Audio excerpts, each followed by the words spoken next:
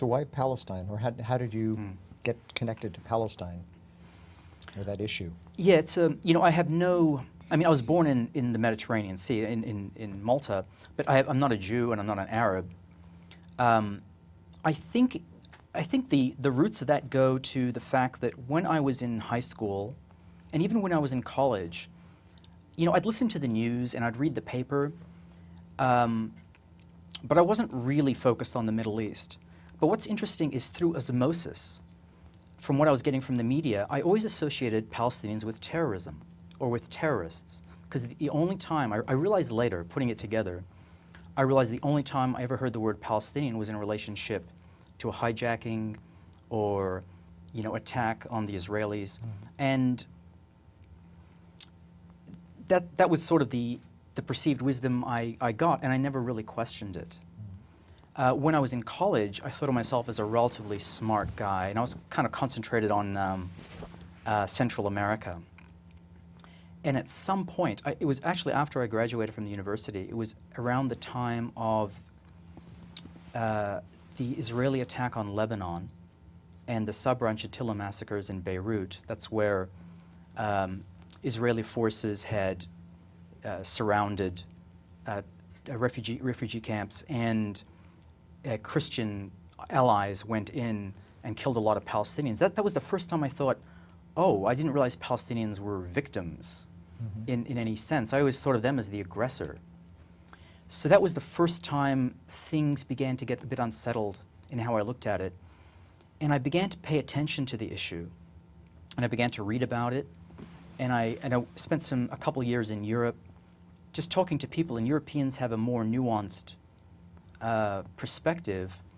And at some point, I studied journalism. I began to sort of resent what I'd got from American journalism, because I realized there was another narrative. There was something else going on. Certainly, what you could say there was a context to what was going on, which I'd never got. And this was the journalism I'd studied, this objective journalism, which hadn't really given me what I needed to understand that situation.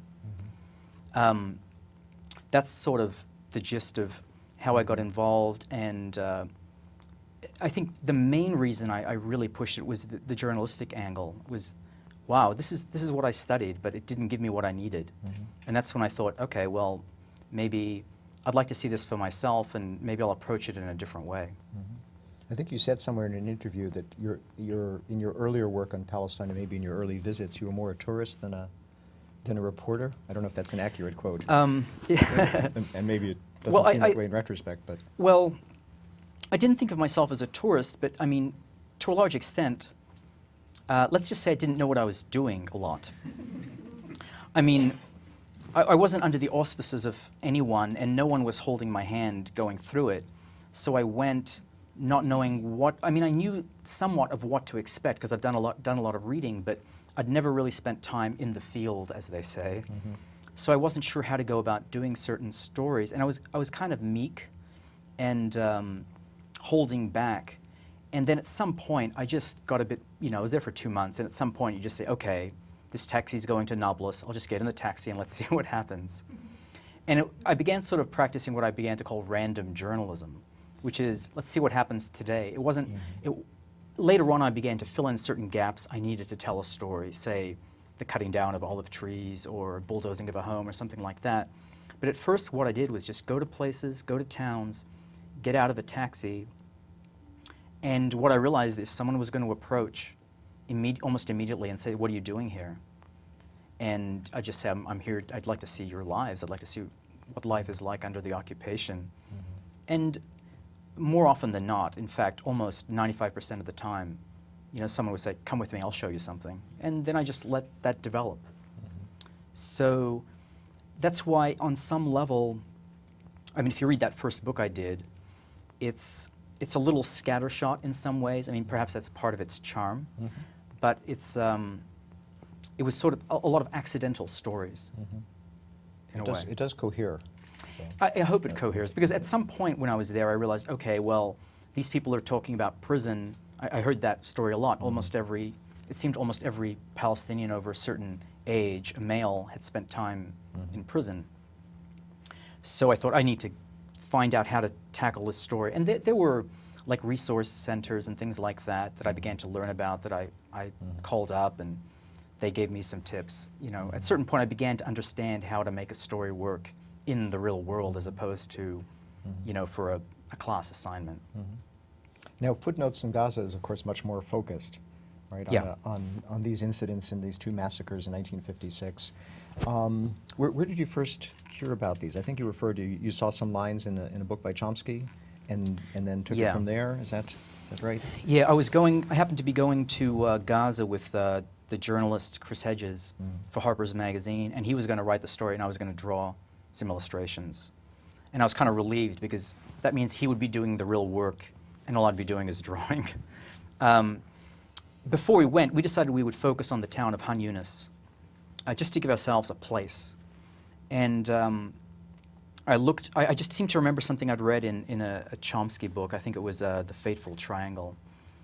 And it was about Han Yunis. And I looked it up, and it mentioned a UN document that talked about 275 people, Palestinian civilians, being killed on one day in 1956 during the Suez War.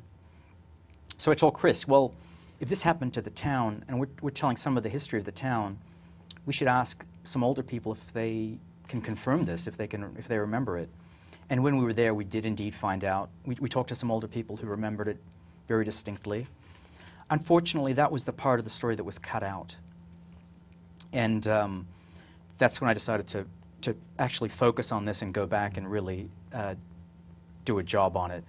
I was living in New York at the time, so I went to the UN archives, and I found the one document that refers to this particular episode, and another one in the town of Rafah about 10 days later, where 111 Palestinians were killed. So, and then I looked through the UN archives. I mean, I'm sure this is something you're doing all the time, but it was one of my first real experiences in an archive, and tried to assemble everything I could that was in documentary form before I did the trip myself. But that's really all I could find. That was it. That one document, which what it did was it said, the Israelis say this happened, and the Palestinians say that this happened. And having already talked to some Palestinians, I sort of figured the story wasn't, it might not have been either story really, but it certainly was. It didn't seem to be the Israeli version, which was that the Palestinians had been resisting. So I decided I'd like to make sure about this and talk to more people, and basically get to the bottom of it as much as I could. Well, you obviously did prodigious research, and if it were within my power, I'd give you a doctorate on the spot for the kind of research embodied in that book. It's truly amazing, and I think the envy of historians. Well, thanks. The hardest part was getting an Israeli side of it. I'm kind of curious about some of this sort of thing, because I don't, you read Hebrew and you read Arabic, which I think would be a tremendous advantage, because the disadvantage I felt I was at was, well, first of all, it seems highly unlikely that there are many Arabic sources for this. Egyptian sources would probably be closed. Israeli sources are, to some extent, open, but not speaking Hebrew, that was a difficult thing. So I had to hire a couple of researchers to have a look. Right. Now, you've spent time in... Yeah, and it's spotty. I mean, I understand the problem that you faced, because of the Israeli archives have actually been a source of tremendously revisionist work, as I'm sure you know, on 1948 and a whole range of things. But they're not entirely open. There's certain things, especially things that relate to sensitive issues like this, that remain classified, that aren't accessible, or sometimes certain pieces of the archives have been open and other times closed, depending on who's asking. So I know you had people looking for things, and they didn't find very much ultimately. They found some things, and some things that I thought were interesting. I mean, what they found was, what was interesting is that the subject of what happened, especially in Rafah, I'm not sure why Han Yunis didn't seem to come up. Maybe those are the documents that there was nothing on, but in the Knesset, there were some questions from Knesset members who seemed upset by some reports that were beginning to filter out in the press that were certainly not complete reports. And there was some explanation by Moshe Dayan, who was the top military Israeli officer, and Golda Meir. She had to answer to the UN in a letter, and David Ben-Gurion, who was the prime minister. Each of those three people each had an explanation which differed. I mean, Ben-Gurion's especially seemed to build on the other two explanations and add some new twist to it. I also talked to Israeli historians as much as possible, including Benny Morris, trying to see if they had any leads or if they could help me approach it in some way, if there was something I wasn't thinking of or somewhere I could turn to. That was a problem for me.